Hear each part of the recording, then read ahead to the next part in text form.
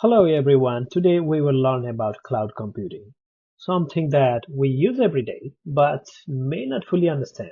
By the end of this session, you will know exactly what the cloud is and how it works.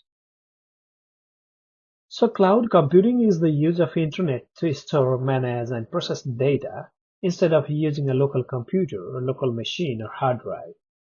Imagine you have a school project saved on your computer but you want to access it from your phone.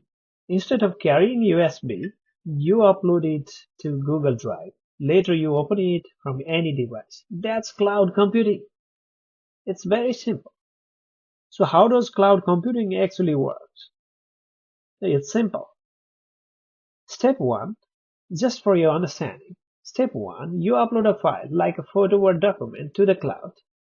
Step 2, you will do like the photo or the file is sent to a data center or giant building full of computers that stores and manages cloud data.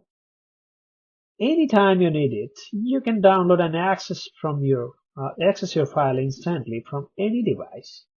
The file or the photo you sent just earlier. And then cloud services like Google Docs, Netflix, and Zoom run on this data center so you can use them without installing anything. Why is cloud computing such a big deal? Here is why.